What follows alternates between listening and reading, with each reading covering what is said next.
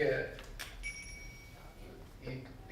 don't need, when everybody talks about city planning, everybody is convinced that it doesn't work.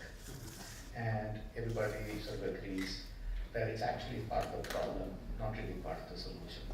This is the image of city planning right now. Why do we say this? If you go from city to city, all of them will have some statutory plan in place, but all of them will tell you that it is not implemented and nobody follows the plan. This is the story, city after city.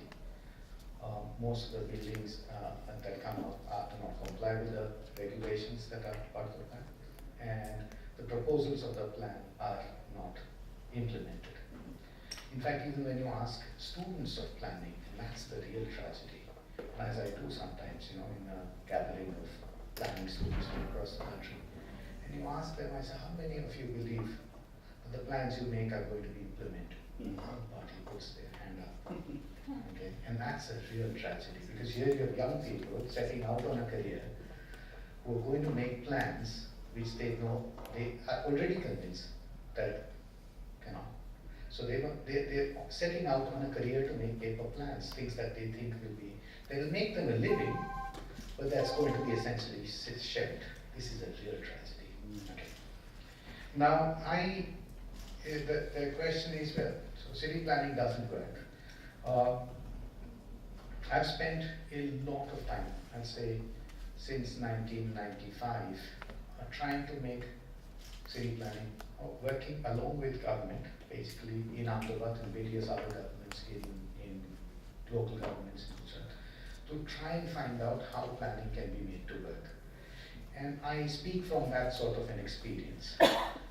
These days I've become, not these days, I'm notorious for being part of the Riverfront project, but I consider I take more pride in the work that we did on the 1999 development plan of Ahmedabad.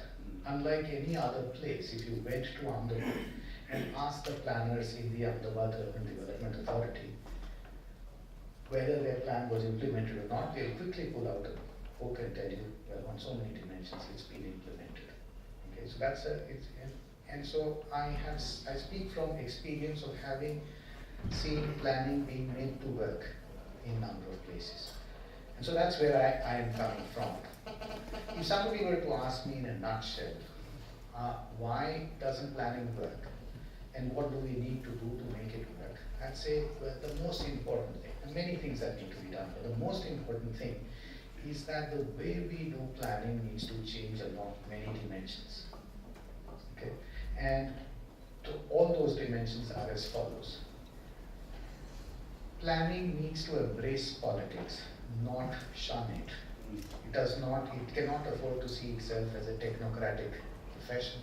It needs to embrace politics. Now this means that planners need to be concerned with issues of fairness and issues of primarily issues of fairness.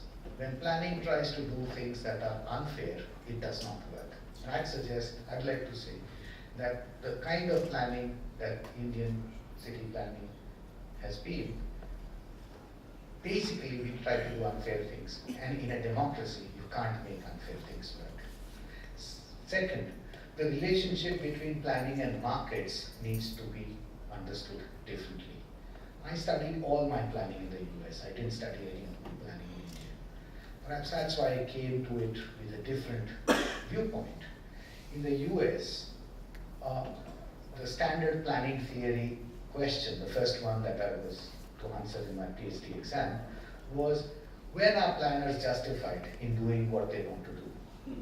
Okay? And the standard answer was when markets fail, this is when you jump in. Otherwise, markets do a fairly okay job in many areas. So you see, their planning is something that markets already have a role and planning comes in. In India, it's the opposite. When do we allow markets to function? Everything you want to plan.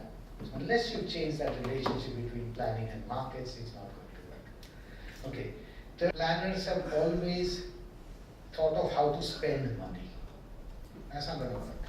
planners have also got to talk about how to raise money. Okay, this is not, you have to look for resources. All the projects and all the plans that I have worked on are implemented primarily because they don't use taxpayer money. They create value, unlock that value, and use it for development. Okay, so that's the third thing. Fourth thing, we in India have this very, very funny notion of standards. We think standards don't cost anything. We think we can raise the standards of India by writing them down. Now, standards have costs, and if we don't understand this, we will keep making plans that cannot be implemented.